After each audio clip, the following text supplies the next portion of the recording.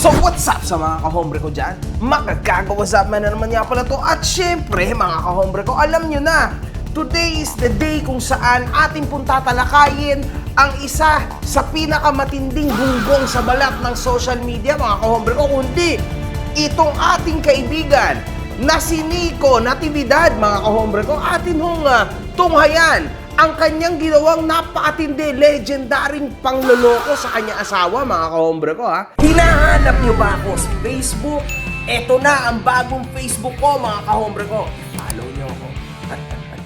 Sino ba si Nico Natividad? Siya ay isang Filipino model, dancer at aktor na sumikat matapos manalo sa programang Gandang Lalaki ng It's Showtime, mga kahombre ko. Meron itong 459,000 subs sa YouTube, 2.9M followers sa IG at 4M followers sa Facebook. Talagang sikat to mga kahombre ko. Ito yung mga tunay na dapat binibigyan ng pansin. Oo. Itong masarap kalaban, may tira. Yan ang gusto kong kalaban. Diyan yung makikita sa FLM.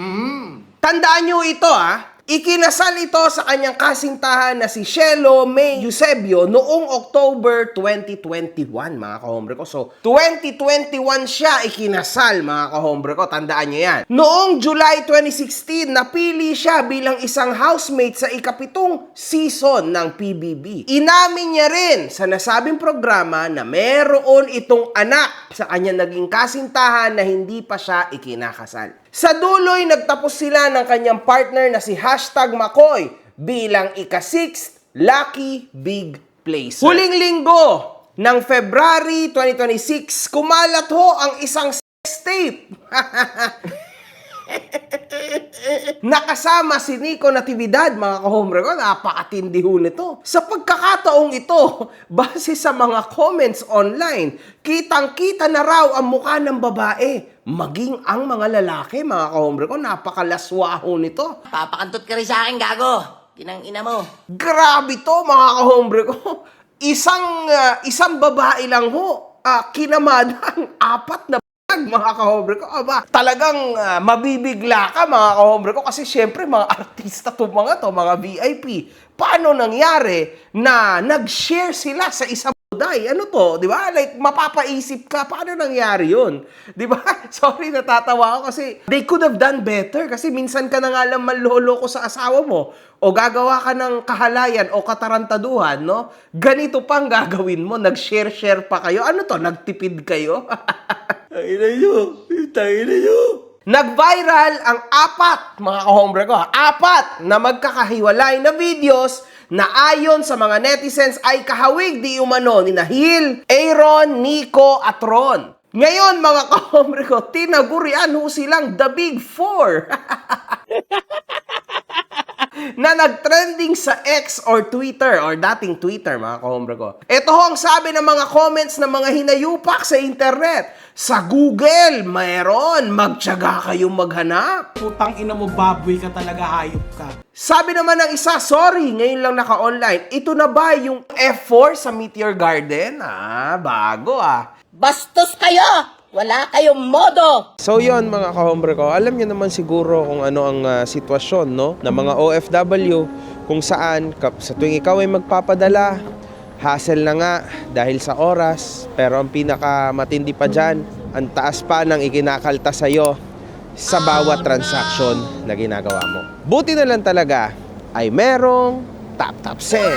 Mga kahombre ko, sobrang nakakatuwa tong app na to dahil bukod sa napakatinding exchange rates nito, zero fees pa pagdating sa pagpapadala mo sa bangko at mobile wallets tulad ng GCash at Maya. 95% ng mga transaction ay dumadating agad just within 5 minutes. Napakasulit talaga nito, mga kahombre ko. Now, kung gusto mo mapadali ang buhay mo tulad ng mga sinabi ko, i-download mo na ang Tap Send. After mong i-download ito, mag-sign up ka na. Pero syempre, mga kahombre ko, huwag mong kakalimutan ang promo code ko na makagago nang magkaroon ka ng extra $20. Totoo yun, $20 sa ipapadala mo sa una mong deposit. Ano pa ang hinihintay mo, kahombre ko? I-tap send mo na yan.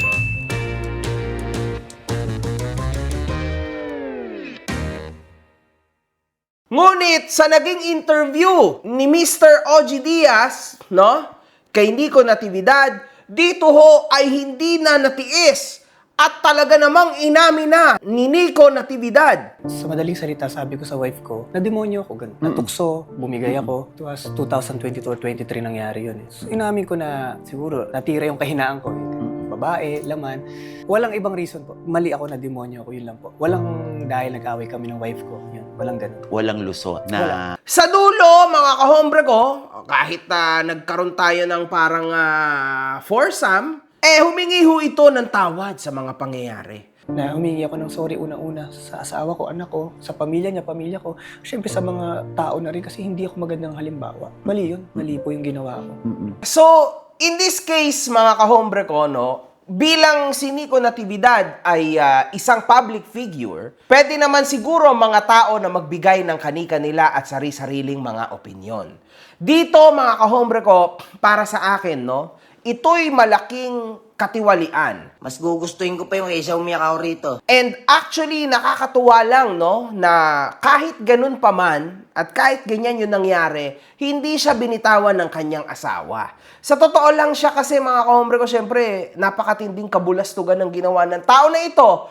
Pero gayon pa man, ay hindi siya binitawan ng kanyang asawa. So this is big time, big deal, at napakatinding second chance, no, na binigay ng asawa niya sa kanya. Pero may mga nababasa rin ako sa internet na mga nagsasabi na, oo, kaso pag nag-aaway kayo, hindi pwedeng hindi mabobrought up yan. Kasi syempre, malamang, ginawa mo yan. At yung mga ganyang klase ng katarantaduhan, talagang forever yan. Long-lasting yan. Lalo na ganong katinding kalaswaan. Tama? Oo! Tapos, kung iisipin nyo, mga kahombre ko, 1 taon pa lang silang kasal. Diba? 2021 sila kinasal, 2022 niya to ginawa. Sobrang fresh, and yet, nagawa niya itong gantong klase ng kalaswaan, no? Oh my God, man. Kasi sa totoo lang, kung past mo yon, no? Yung wala pa kayo ng asawa mo, wala ka pang anak, yung mga ganun ba? Tas magre-resurface, baka pwede pa yun no? Kasi wala pa kayo nun Hindi pa naman kayo nagkakilala nung future wife mo, which ngayon, di ba? Kung mag-resurface yung dati, ganun talaga. Ganun di ba? Wala namang magagawa. Ulol, gago! Wala na to! Pero, yung meron ka ng relasyon, tapos ginawa mo yan, talagang totoong demonyo ka na nga niyan. Yung sinabi niya na na-demonyo ako, para sa akin, mga kahombre ko, hindi totoo yon. Kasi wala namang ganon. There's no such thing as na-demonyo ako. Demonyo ka lang na talaga. Demonyo kayong hayop kayo, mga satanas kayong lahat. Kasi, cheating is actually a choice. Pwede ba naman yun na ipinasok mo lang yung mo, yun na yun, di ba? That is a choice. Kasi even ang pangmomolestya o ang paggawa ng gantong klase ng katarantaduhan, mga kahombre ko, it takes effort.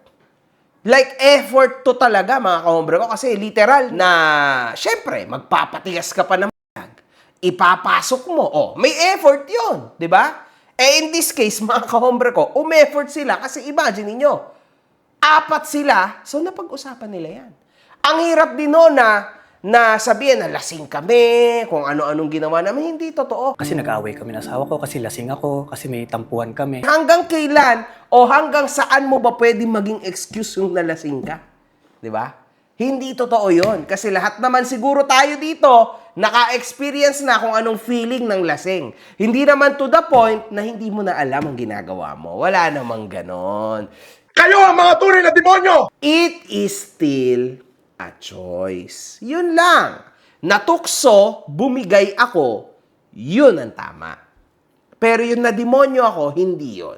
Pero yung natukso, bumigay ako, yun ang tama, mga kahombre ko. Pero, to be in that position, maybe yung bumigay, hindi rin. Kasi planado yun. Planado yun, obviously. Come on, man. Alam niya na mangyayari yun. Yan talaga yung totoo dyan. Totoo naman yun. So dito, ano bang lesson dito, mga kahombre ko? No, una sa lahat, ito pong si Nico, most probably, ay papunta sa matinding kasinungalingan. Kasi for sure, kung hindi ito nag-surface, hindi niya aaminin to sa kanyang asawa, di ba? So, nalaman lang ng kanyang asawa to dahil nag-surface nga tong scandal na to, tama? Kaya ako talagang believe sa asawa ni Nico kasi talagang kahit ganun pa man, sinusuportahan niya at talagang mahal na mahal niya at mukhang napatawad niya naman talagang asawa niya. Sobrang buti ng asawa ko. Napakataba ng puso niya para magpatawad. Napakahirap po magpatawad kahit lagi po nilang sinasabi na, love your enemy, matuto ka magpatawad. Sabi nga niya, nahirapan siya magpatawad, aaminin niya kasi ako daw ang pinakamahal na niyang tao. Ako daw pinagkakatiwalaan niyang tao. Pero, ano ba yung isa pang life lesson dito, mga kahombre ko? Huwag kayong magtitiwala sa inyong mga kaibigan. Kasi tulad niyan, di ba? Probably, sa kanilang apat, baka siya pa lang yung kasal. Siyempre, mga bata pa sila. Siya tuloy yung nadali. Siya tuloy yung na-impluensyahan ng masama ng mga ito. Kasi, minsan ganun talaga, no? Lalo na pag medyo mahihina ang mga utak, mabilis ka talaga ma-impluensyahan. Normal lang yon mga kahombre ko. Kasama ho yun. Wala na, kantutan na. Pukin na yun ah. May nasabi rin naman ang mga netizens ukol sa mga naging pahayag ni Nico, mga kahombre ko ha. Sabi ng isang netizen, "Here's my point of view after watching Nico's interview. Meron siyang sinabi na medyo hindi maganda. Baka daw lumabas pa yung video after 10 or 15 years pa, at least daw matagal niyang nakasama yung mga anak niya. Seryoso!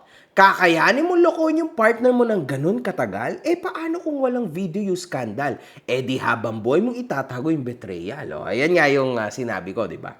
Proud na proud siya na pinatawad siya ng wife niya na parang walang nangyari. Not knowing na ginawa yun ng wife niya para hindi sila maging broken family. Oh my God.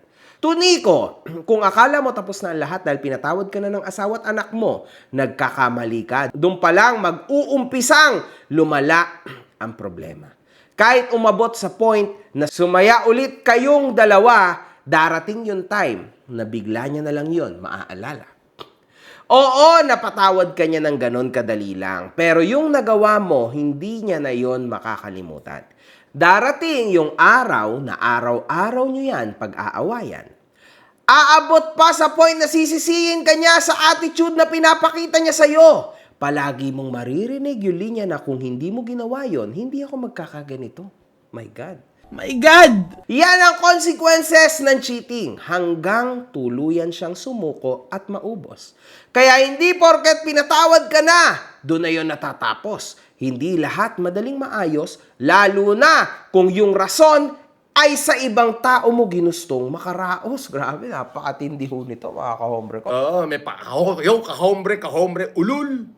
Kahombrehin mo yung mukha mo, gunggong. Bago ang lahat, bago tayo mag-judge ng kung ano-ano, syempre, kaso ako, kailangan ko maging opinionated dahil ako naman vlogger and at the same time, public figure naman ito, basahin din natin, mga kahombre ko, yung status ng kanya asawa. I just want to say this from my heart. I'm not pretending like nothing happened. I feel the pain every single day. Masakit na masakit. I acknowledge his mistakes and I know this is something that could have been avoided. I even prayed and asked God many times na sana panaginip lang ang lahat. But it's not. Nangyari and now we have to face it. Matagal man na nagawa yon, pero same pa din yung sakit. Huwag niyo akong pagsabihan na di ko maiwan dahil wala akong choice. Meron akong choice at ito ang pinili ko ang magpatuloy. Di ba? Actually, maayos to, mga kahombre ko. Kasi syempre, di ba? Ito ay isa sa mga drama, or challenges, hardship challenges ng pagiging mag-asawa, mga kahombre ko. Ang tanong na lang is hanggang kailan, hanggang saan kayo aabot. Ganun lang yon. This is not just about me as a wife anymore. It's about us as family. Ako lang ang nakakaalam how painful this has been for me. The sleepless nights, the tears, the questions in my head, pero I also know how beautiful our family is. I know what we have and I know what we could lose. Trust is hard to rebuild. Alam na alam ko na yan. It will take time, consistency, and real change. My husband will take responsibility for what he did. And while he does that, ang focus ko, ang sarili ko, ang paghihil ng puso't isipan ko. Hindi po ito madali. It's painful, it's humbling, it's uncomfortable, but if two people are willing to fight for their family, I believe things can still be fixed. Only the people who truly know us know how much we love each other. Alam nila kung paano namin ipaglaban at protektahan ng isa't isa, lalo na ang pamilya namin. What people see online is just a small part of our life. Hindi nila nakikita yung mga sacrifices, yung care, yung pagmamahala namin behind closed doors. Those who really know us, know our heart. We are holding on to our faith in God. Siya talaga ang strength namin ngayon, and we're also holding on to the love we have for each other even if it's been tarnished. So dito mga kahombre ko, sa dulo, sinasabi niya na mas ma-appreciate niya sana kung hindi na ito pahabain at lalo-lalo na hindi sila idadamay dahil sila ay hindi naman public figure, and yun nga, naghihil pa sila. So, para sa akin mga kahombre ko, sobrang mali ang ginawa ni Nico. Pero sobrang tama naman ang ginawa ng kanyang asawa dahil siya ay nagpatawad. So, end of the day, yan ay istorya nila. Pero kung sa public, huwag niyong gayahin yan kasi napakasama ho niyan. At sabi ko nga, madalas kong sinasabi, ang pag-aasawa ay isang choice. So, syempre, gagastos ka, mag-e-effort ka, putrages, di ba? Lahat, gagawin mo para makasal ka, pera, time, lahat, di ba? Tapos, sa isang iglap, gagawa ka ng kabulastugan. Eh, di sana hindi ka na lang nagpakasal. Di ba? Kasi ang laki ng gastos niyan. Effort. Pakitang tao ko pa sa buong pamilya ng asawa mo, tapos biglang ganyan lang pala gagawin mo. Hindi maganda yon. Kaya, para sa akin, kung hindi kayo sigurado sa asawa nyo, huwag kayo magpakasal. Di ba? Para walang ganyan. Hindi kayo sigurado sa babae, huwag nyo buntisin. Kasi wala eh. What's the point? Eh kung ganyan lang palang kaliit ang utak mo, at kung ikaw pala ay may tsansa pang magpadala sa tukso, then napakalaki mong gonggong. One love, good fucking vibes. One love, good fucking vibes. Yes, of course. Mga putang ina nyo kayo.